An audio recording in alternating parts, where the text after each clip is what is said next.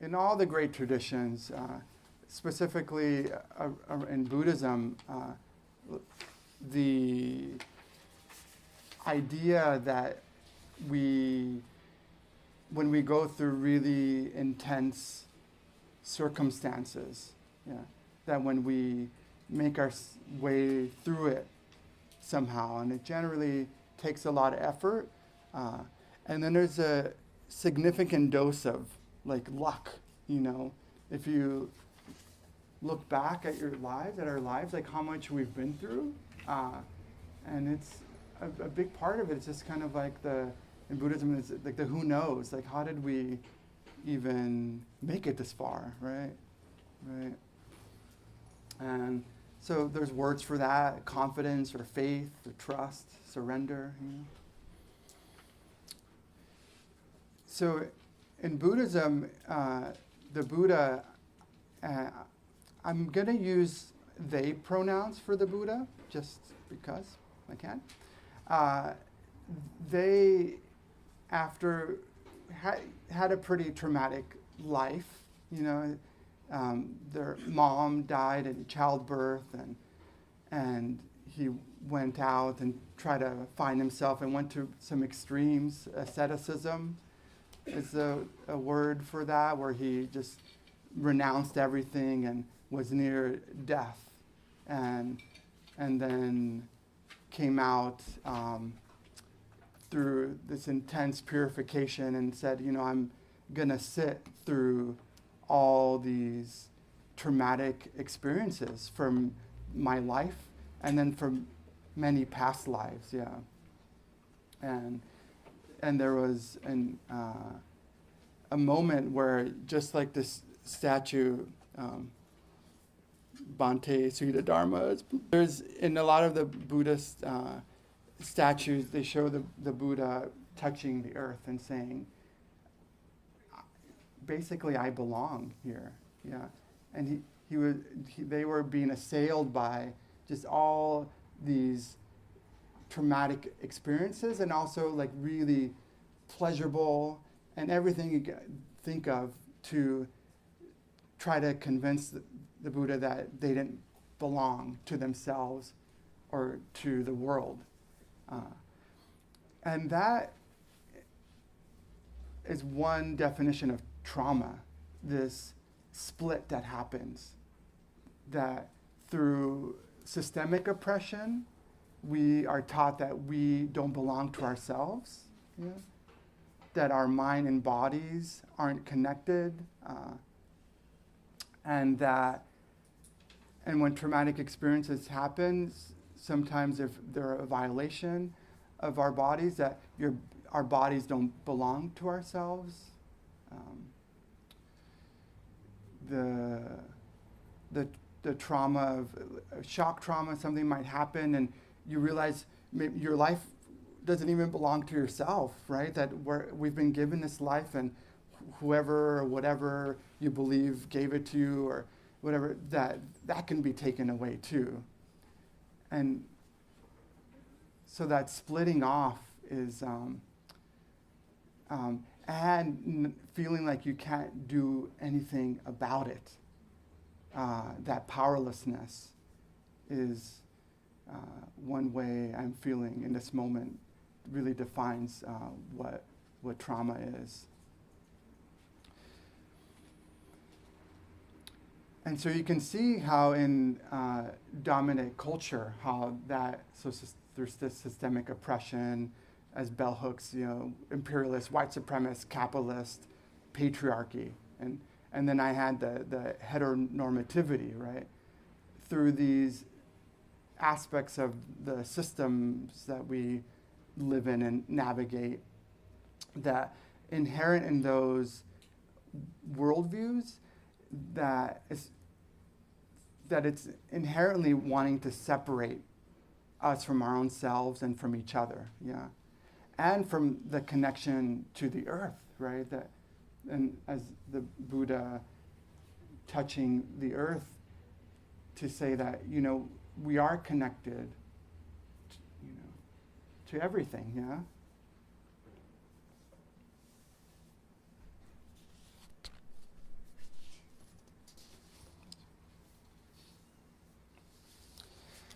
So this morning I Googled trauma to see what the etymology is, and comes from Greek, and it means wound. Yeah. And a big personal trauma for me has been this assimilation and trying to acculturate to white supremacist culture. Yeah. And the term PTSD, I in one of my emails just this past week with Musham, I put it in quotes because, and so one of our agreements is both and thinking. So catch me if I go to any extremes, but one of them around this post-traumatic stress is that it's a diagnosis that was created by dominator culture. Yeah. That these labels that we now hear all the time, like even like depression, anxiety, some of these things have been created with a very individualistic mindset and individualistic view. Yeah. And that is a big problem. So individualism can be important, and it is. And where we get into trouble is where we feel that we are the only ones going through what we're going through, and that isolation that comes from individualistic, capitalistic culture. Yeah.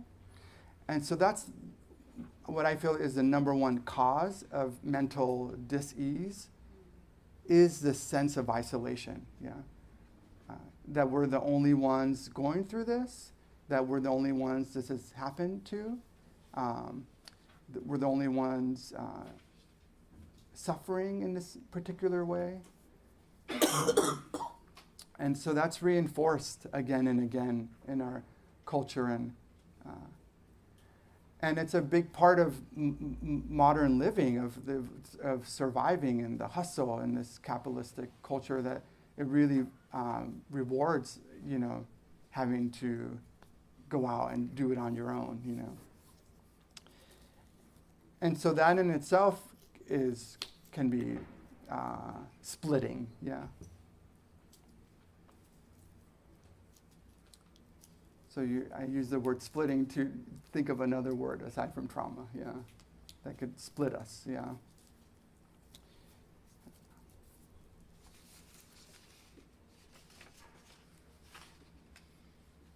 So, yeah. And as I sit here, one of the notes I took was around, I thought of Paulo Freire, and he was a philosopher, educator, and he talks about the banking system, how we are conditioned by dominator oppressor culture to think that we don't know what's best for us. So this sort of like empty receptacle, and that we're up here to like tell you how to what's best for you. And I like to reclaim that to really know, and this is a big theme for us today, is to really know that that all you need for this journey you've been given, and not you individually, yeah? You individually, yes, and collectively, yeah? That we have the potential to heal ourselves and community, and that's not separate, that we actually need both the community and our what in Buddhism is called the Buddha nature, And those are actually two of the gems of Buddhist practice. And a third one is, so it's the Buddha nature, our own capacity to wake up, and practice being woke, and the Dharma, so the wisdom and the understanding of truth and of the way things are. And I want to say about wisdom that it actually comes from healing these wounds, these splitting experiences.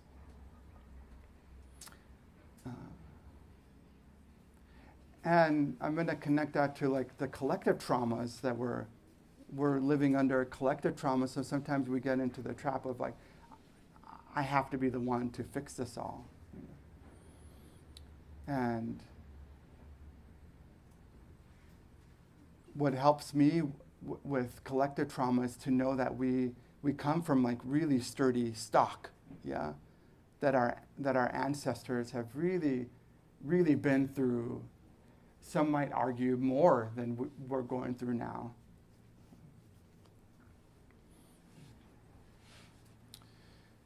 And that's part of the fragmenting that happens from our day-to-day lives in this modern life that we're leading, is that we're getting messages all the time through all our sense doors, our eyes especially, and our ears, that we're hearing that the world is like worse than it's ever been, you know.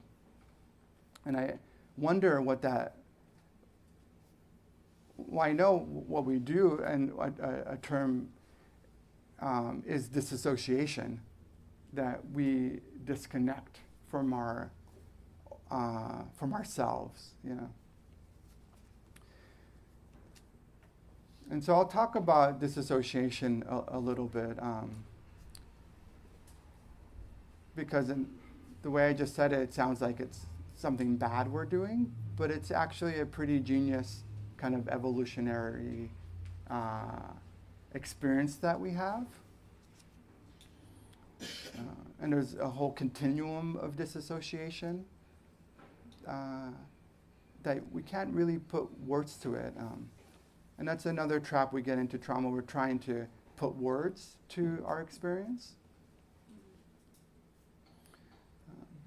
And a lot of this individualized way of looking at trauma, it's very focused on memories, but a significant experience really affects us on all these different levels: the physical, emotional, the cognitive, and then the spiritual level.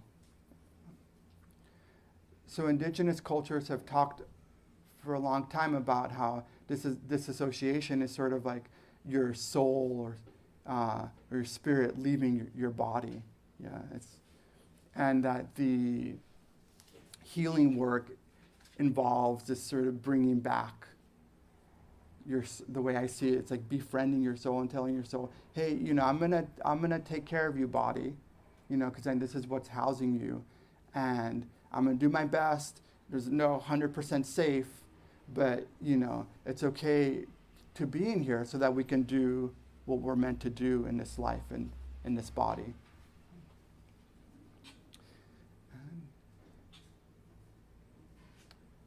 And so disassociation on different levels, it could be like you're sitting in sorry if anyone has any dental issues, but you're sitting in a dentist chair and you zone out, right? Because you don't want to be there thinking about, you know. And so it could be adaptive. Where it gets to be problematic is that when we're disconnected all the time, you know, through many different ways. The culture, in many ways, kind of encourages that. Tara Brach, a meditation teacher, she calls it a trance, that we're sort of like living in a trance. And that where it gets to be problematic is when there's behaviors that we're using to feel in the body, but they're like unhealthy behaviors that aren't sustainable over a long term, and that are sort of replicating the trauma. So, yeah. And so that's one thing we do as humans to try to master our trauma, is that we will repeat behaviors in hopes that we'll like master the traumatic experience. This afternoon I'm going to talk about my learning how to swim, and I had a experience with it, and so we try to master things by going like sometimes to the exact experience, thinking like this time it's going to be better. This time I'll come out of it not feeling the awfulness, of the reactivation of, or sometimes it's like I visualize like a tearing off of the scab of the wounds that are inflicted by us onto us by life,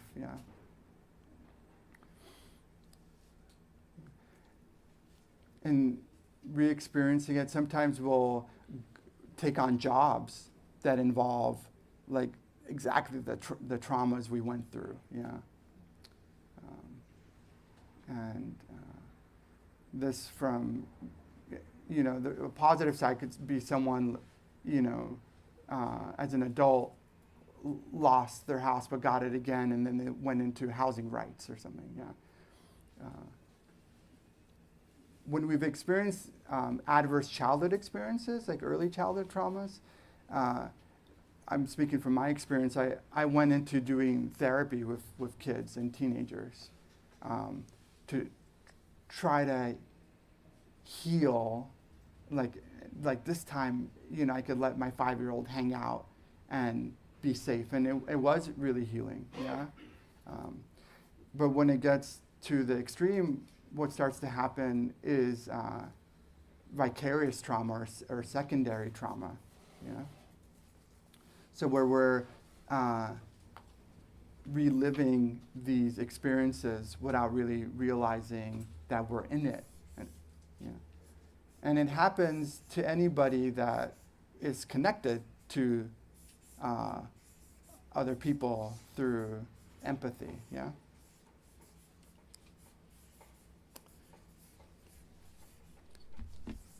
And so that's another definition I have of trauma, is when we get disconnected from our own compassion and empathy. So I'm going to tie that back to the disassociation, where we get so disconnected that we start to participate in behaviors where we don't even feel our own selves, our own integrity. And this explains the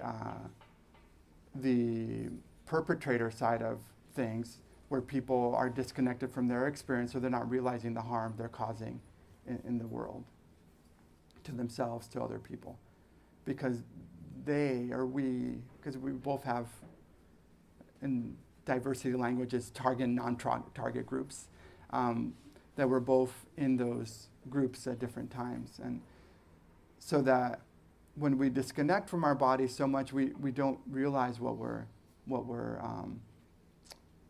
doing, in a sense, and we'll go into these well-worn grooves, these overdeveloped coping mechanisms.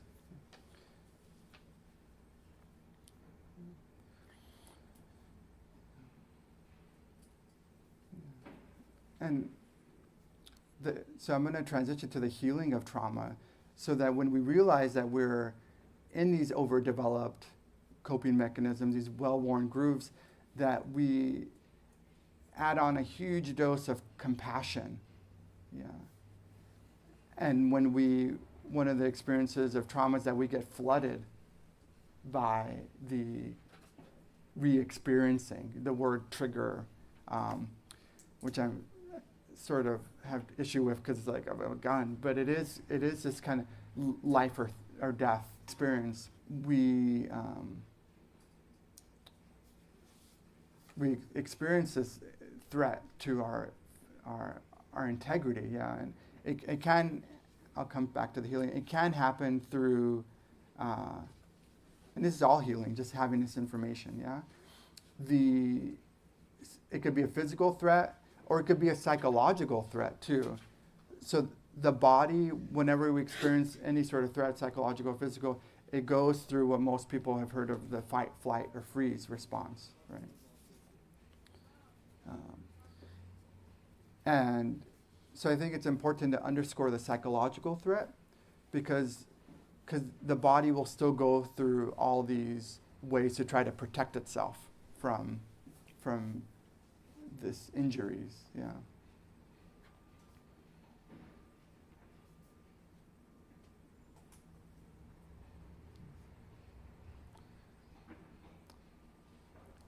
So one of the books we have up there is called The Body Keeps the Score.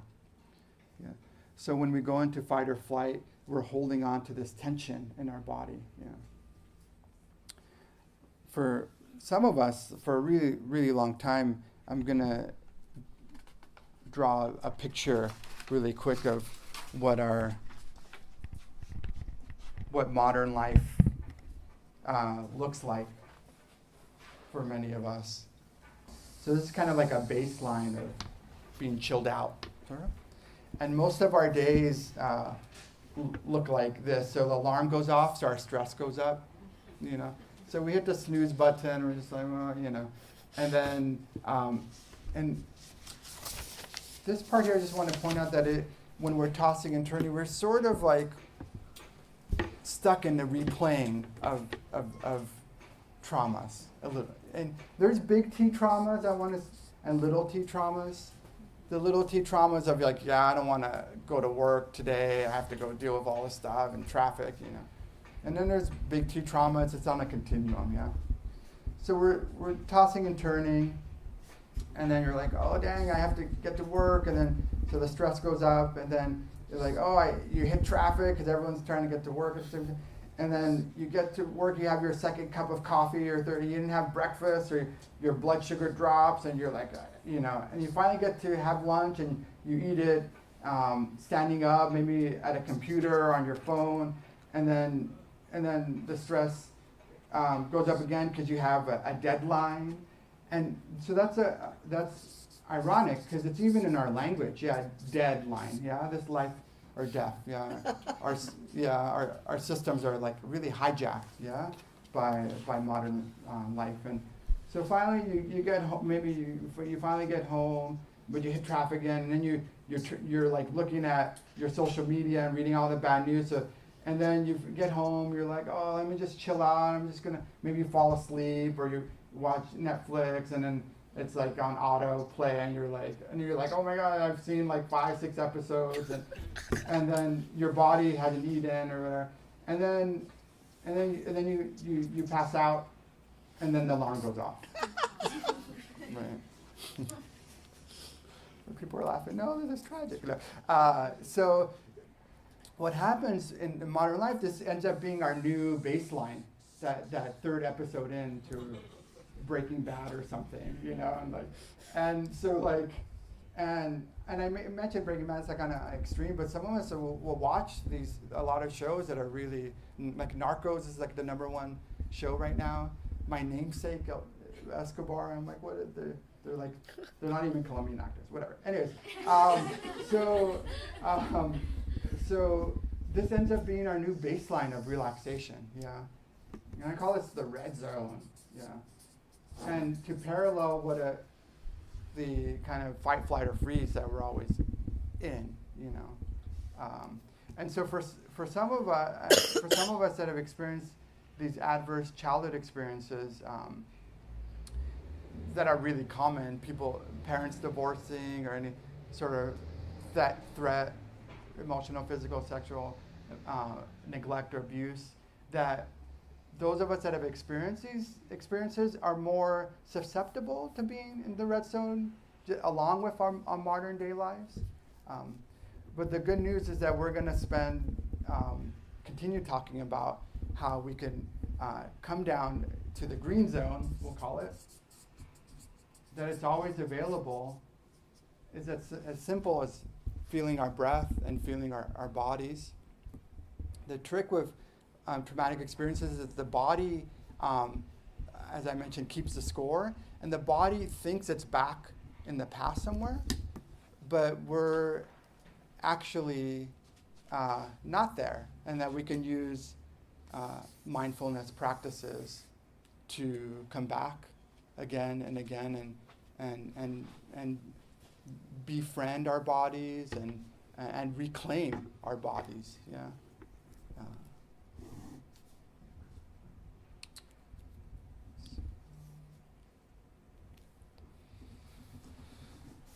So I'm going to stop there for a moment, and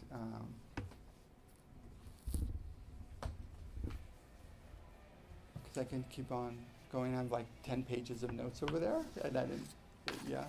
But the humans are the only animals that like will repeat the same experience over and over again, hoping for a different result. Yeah, and yeah, so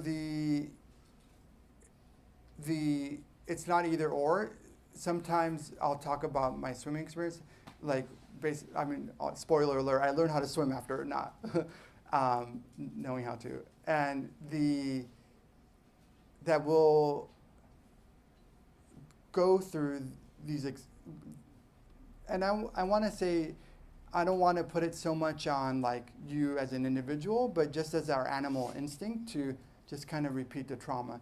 So in the rest of the animal kingdom, what animals do, I think you've heard, is that they'll freeze like a deer in the headlights, or and they'll shake it off once the threat is over. Humans, that's kind of a way to like try to shake it off. In a way, is to replay it over and over again, and the post-traumatic growth aspect of that is that in avoiding, in knowing the really deep, dark aspects of being stuck in these maybe unhealthy behaviors or these self-medicating behaviors, if that's the way we're trying to master the trauma, if we're replaying that aspect of the trauma, that is like the soil for growth and for resilience and for strength and for fearlessness.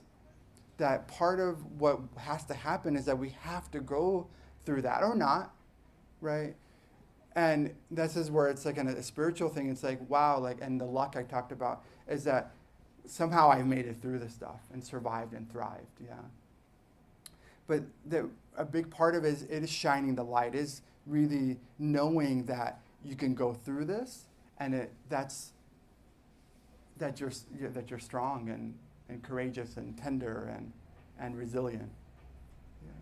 So it's not so much a cognitive thing. It's a full mind-body experience. And so when we're there and we're flooded, it's so important.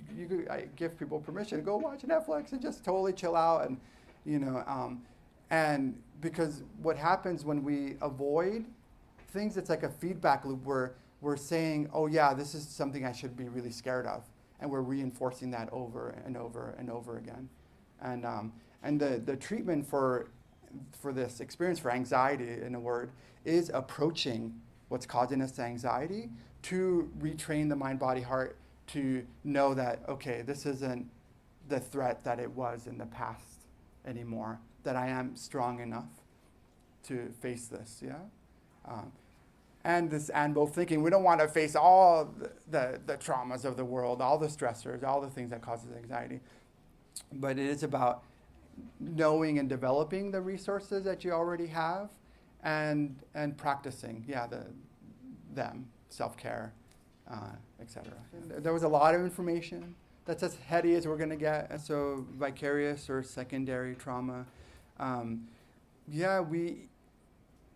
even if we're not directly experiencing the stressful event, that if we are experiencing it on some level, if we're hearing about it or witnessing it. So for folks that are working like in a service role, like a therapist or teacher, that's pretty direct, yeah. But then there's also this vicarious trauma just of living in the world, that we're subjected to, through our sense doors, the eyes, the ears, what we're taking in around us. And then it's pretty close to actually experiencing it. Like we go through the same fight or flight stuff. Yeah.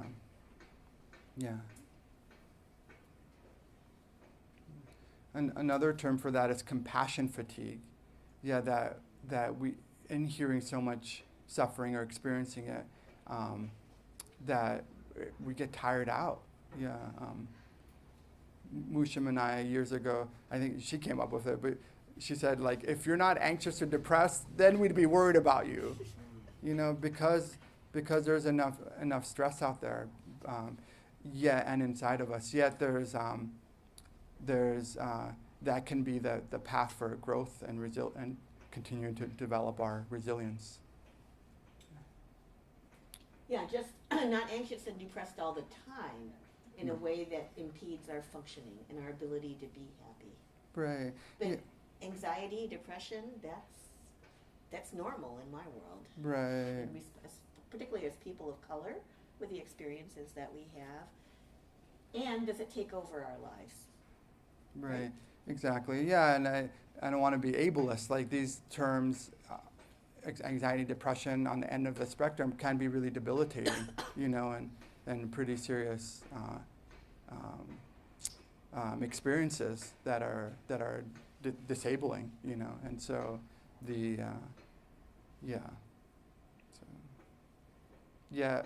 as we know, the going through them, is really, there's a term around like spiritual bypass, that we just like, if I just work hard enough, or I just meditate enough, or if I'm just a good enough person, then I won't have to suffer. Or once sometimes destination addiction, if I get there, then I'll never ever feel discomfort or anything. But no, this is part of the path, and how to bring big doses of compassion, loving kindness, community, support, and getting support from other people. How do we do that? And that's essential.